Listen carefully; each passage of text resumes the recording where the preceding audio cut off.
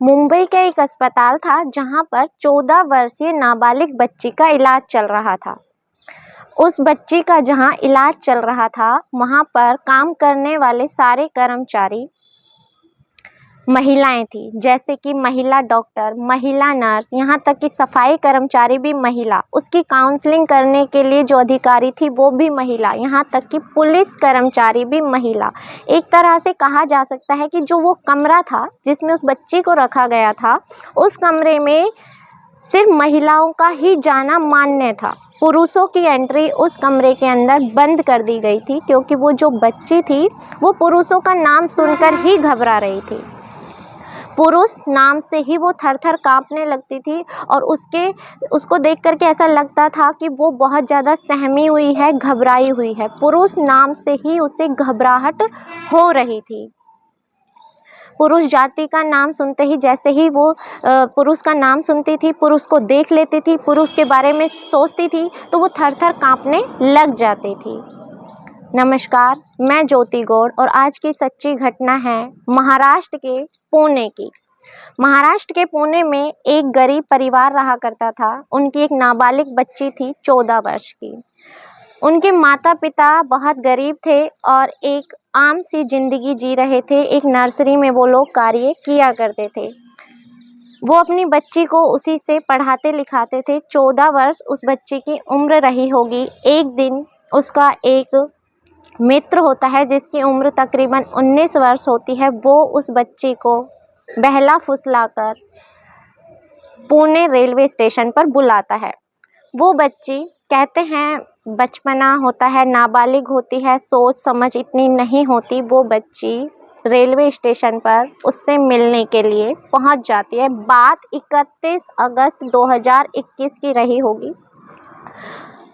उस समय रात के तकरीबन 10 बज रहे थे। 10 बजे वो एक ऑटो से पुणे के रेलवे स्टेशन पर पहुंचती है। रेलवे स्टेशन पर जाने के बाद पता चलता है कि जिससे वो मिलने के लिए आई है, वो उसका दोस्त वहां पर आया ही नहीं है। अब वो बच्ची घबरा जाती है। रात का समय है, जिसके भरोसे वो चल कर के आ गई, जिसने उसको मिलने के लिए बुलाया, वो तो यहाँ है ही नहीं और किसी को वो यहाँ पर जानती भी नहीं। और रात का समय हो रहा है। अब लड़की रोने लगती है। लड़की ज़ोर ज़ोर से रोने लग जाती है। रोते रोते बेसुध होने लगती है। एक व्यक्ति होता है जो ऑटो ड्राइवर होता है, उसकी उम्र रही होगी लगभग 30 वर्ष। वो वहाँ पर आता है और उस बच्ची को रोता हुआ देखकर पूछता है कि क्या हुआ, तुम क्यों रो रही हो, क्या मैं तुम्हारी कोई मदद कर सकता हूँ।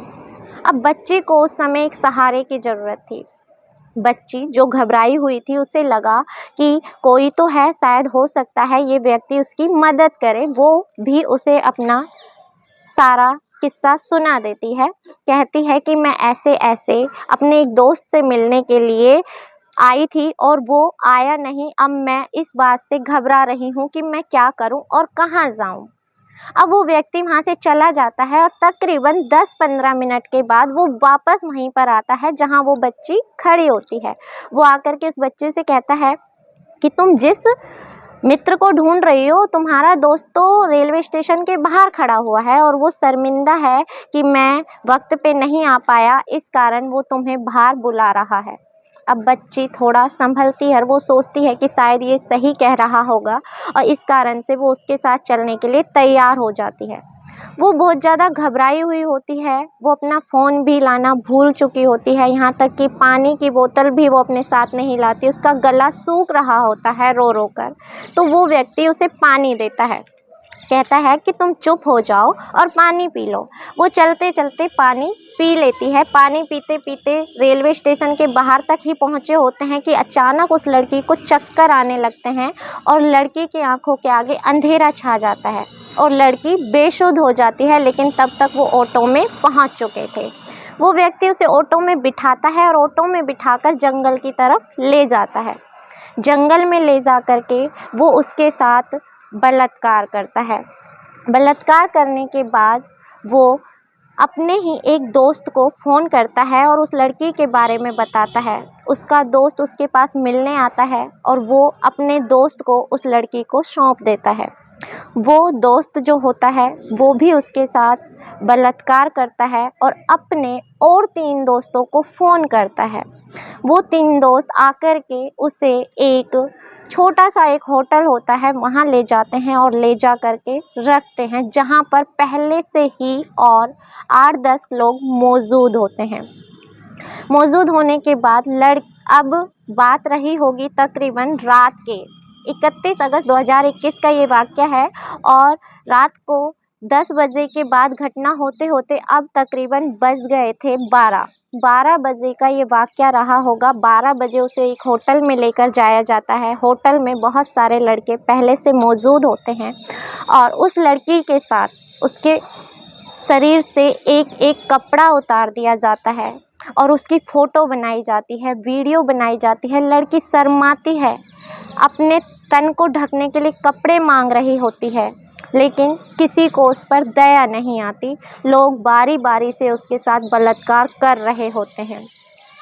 ऐसे करते-करते पूरी रात बीत चुकी होती है और रात के बाद अब अगली सुबह हो गई होती है। सुबह होने के बाद लड़की को चक्कर आने लगते हैं, गला सूखने लगता है। अब लड़की बार-बार हाथ जोड़कर बिलखती है कि मुझे पीने के लिए पानी दे दो, मेरा गला बहुत सूख रहा है, मुझे चक्कर आ रहे हैं, मुझे बहुत भूख लग रही है, मैं तुम लोगों के आगे हाथ जोड़ती हूँ, मैं तुम्हारे पैर पड़ती हूँ, मुझे कुछ खाने को दे दो, मुझे कुछ पीने को दे दो। लेकिन किसी को भी उस पर दया नहीं आ रही। कहते हैं ना, जब हैवानियत छा जाती है तो कोई किसी के ऊपर दया नहीं करता। वो लोग तो उस वक्त जहाँ बैठे थे वो हैवानियत की सारी हदें पार कर चुके थे। उस लड़की को ना पानी पीने को दिया जाता है, ना खाने को दिया जाता है, बस बारी-बारी से गैंगरेप करते जाते हैं। और भी कुछ लोग आते हैं और बारी-बारी से ये सिलसिला जारी रहता है। लड़की बदन ढकने के लिए कपड़े मांग रही होती है, गिड़गिड़ा रही होती है, खाने के लिए मांग रही होती है, पीने के लिए पानी मांग रही होती है। ऐसा भी बताया जा रहा है कि उसे बार-बार नशीले इंजेक्शन भी दिए जा रहे थे ताकि वो ज़्यादा चीखे नहीं, चिल्लाए नहीं। ये मामला तकरीबन अब 24 घंटे से ज़्यादा का समय बीत चुका था और अब अगली शाम होने को आई। अब उस लड़की की तबीयत बहुत ज़्यादा ख़राब होने लगती है। अब उनमें से एक लड़का उस लड़की पर थोड़ी दया खाता है और उसे ले जा कर के पुणे के पास में ले जाकर एक दादर रेलवे स्टेशन पर छोड़ देता है। दादर रेलवे स्टेशन पर छोड़कर वो भाग आता है। दादर रेलवे स्टेशन पर ही उसे वहाँ पर पटक देता है। अब वहाँ पर 2 सफाई कर्मचारी होते हैं, वो उस लड़की को उस अवस्था में देखते हैं लेकिन उसकी मदद नहीं करते, बल्कि वो भी बारी-बारी से उसके साथ बलात्कार करते हैं। आप समझ सकेंगे कि अभी जो लड़की एक ऐसे ही दलदल से निकल कर के आई है, अभी उससे वो निकल भी नहीं पाई और उसके साथ वही घटना दोबारा से घटित होती है। वो लोग भी उसके साथ वही बलात्कार करते हैं। अब पता चलता है कि लड़की की तबीयत बहुत ज़्यादा ख़राब है। तो एक ट्रेन जा रही होती है जो उत्तर की तरफ जा रही होती है, वो उस लड़की को उसमें पटक देते हैं। लड़की को पटकने के बाद वो वहाँ से चले जाते हैं। वो जो ट्रेन थी वो चंडीगढ़ जा रही होती है। अब लोग आ रहे होते हैं, जा रहे होते हैं, उस लड़की को कोने में बैठा हुआ देखते हैं। उस लड़की की हालत जो पिछले कम से कम कहा जा सकता है कि 48 घंटों तक उसके साथ निर्ममता हुई, बलात्कार हुआ और भूखी प्यासी वो बच्ची सहमी सुकड़ी एक कोने में बैठी होती है और लोग आ रहे होते हैं, जा रहे होते हैं, लेकिन किसी की नज़र उस पर नहीं पड़ती। लोगों की सोच ही ऐसी है कि कोई उसकी तरफ देखना तक नहीं चाहता और ऐसे ही वो ट्रेन लगभग चलती रहती है। रास्ते में एक जीआरपीएफ का जवान वहाँ पर चढ़ता है, एक ऑफिसर वहाँ चढ़ते हैं। ऑफिसर जैसे ही चढ़ते हैं उसकी उस बच्ची पर नज़र पहुँचती है। जैसे ही उस बच्ची पर नज़र पहुँचती है वो देखकर समझते हैं कि शायद कुछ ना कुछ तो हुआ है, लेकिन मामला आखिर क्या है? क्या लड़की भागकर आई है या उसके साथ कोई घटना घटित हुई है? अब वो जाकर के सीधा उस बच्चे से पूछते हैं कि बेटा क्या हुआ है, क्या मैं तुम्हारी कोई मदद कर सकता हूँ? जैसे ही वो ऑफिसर उससे बात करने की कोशिश करते हैं, लड़की थर-थर कांपने लगती है। वो फिर से भयभीत हो जाती है, क्योंकि अब जो उससे पूछ रहा था वो भी एक पुरुष था। वर्दी में बेशक था, लेकिन वर्दी के अंदर भी एक पुरुष ही था, जिससे वो डरी हुई थी, सहमी हुई थी। वो समझ जाते हैं कि कोई ना कोई घटना इस बच्चे के साथ ज़रूर हुई है। वो एक तरफ हो जाते हैं और चाइल्ड हेल्पलाइन में कॉल करके वहाँ की एक महिला काउंसलर को तुरंत से चंडीगढ़ रेलवे स्टेशन पर बुला लेते हैं। अब जो उस ट्रेन का लास्ट स्टॉपेज होता है वो होता है चंडीगढ़। अब चंडीगढ़ जाकर के ट्रेन रुक जाती है।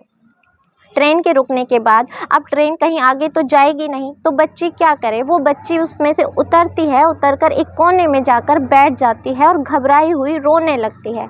तब तक वो महिला वहाँ पर पहुँच चुकी होती है। महिला ऑफिसर उसके पास जाकर के बैठती है, उसके सर पर हाथ फेरती है, लेकिन वो उससे भी डर रही होती है। डरना वाकई था। लड़की के शरीर से ज़्यादा दिल और दिमाग पर जख्म लगे हुए थे। वो किसी पर यकीन नहीं कर पा रही थी, क्योंकि जिस पर भी यकीन कर रही थी वो उसका यकीन तोड़ता जा रहा था।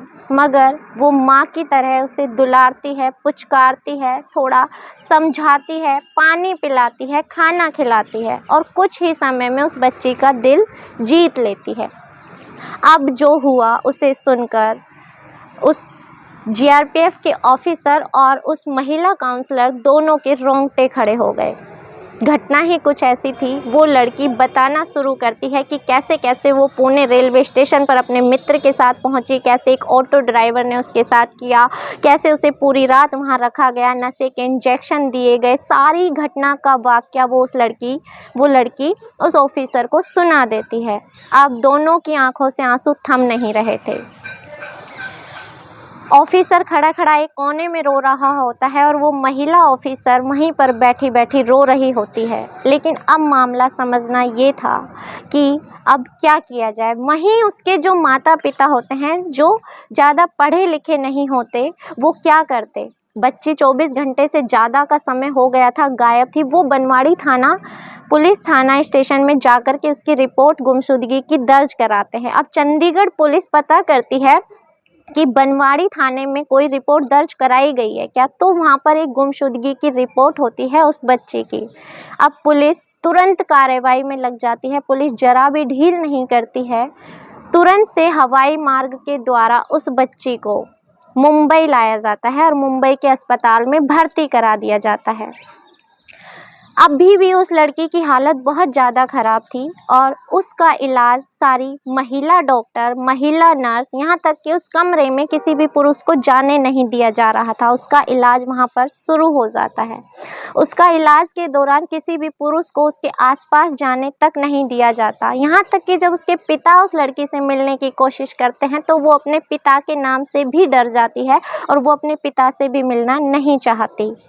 लेकिन बात की जाए कि यहाँ की जो पुलिस टीम थी उसने जरा भी लापरवाही नहीं बरती। मामले की गंभीरता को देखते हुए तुरंत जांच शुरू करी और 100 से ज़्यादा सीसीटीवी फुटेज खंगाले गए। उसी में से एक ऑटो में वो बच्ची बैठी हुई दिख जाती है और उसमें से ऑटो का नंबर मिलता है। ऑटो के नंबर लिए जाते हैं। ऑटो का नंबर लेकर के उस ड्राइवर को पकड़ा जाता है। ड्राइवर से थोड़ी कड़ी पूछताछ की जाती है और वो सारा राज उगल देता है और साथ में अपने साथियों के नाम भी बता देता है। पुलिस सबको हिरासत में लेती है। लगभग इसमें 14 से ज़्यादा आरोपियों को गिरफ्तार किया जाता है और लड़की के बयान के मुताबिक जो दादर के पुलिस सफाई कर्मचारी होते हैं उनको भी गिरफ्तार कर लिया जाता है। अब मैं सिर्फ ये कहना चाहूँगी कि मैं तारीफ़ करती हूँ उस पुलिस प्रशासन की जिसने मामले की गंभीरता को लेते हुए 4 दिन के अंदर अंदर मामले को सुलझा दिया और अपराधियों को जेल के पीछे पहुंचा दिया। और साथ में मैं सैल्यूट करना चाहती हूँ उस जीपीआरएफ के ऑफिसर को जिसने उस बच्ची को समझा और उस महिला काउंसलर को जिसने उसे माँ की ममता दी। मैं इस कहानी का मकसद आपकी भावनाओं को ठेस पहुंचाना या आपको डराना नहीं, बल्कि आप सबको जागरूक करना है। इसी के साथ मैं ज्योति गौड़ आप सबसे विदा चाहूँगी। मिलते हैं अगली किसी सच्ची घटना के साथ। तब तक के लिए जय हिंद, जय भारत।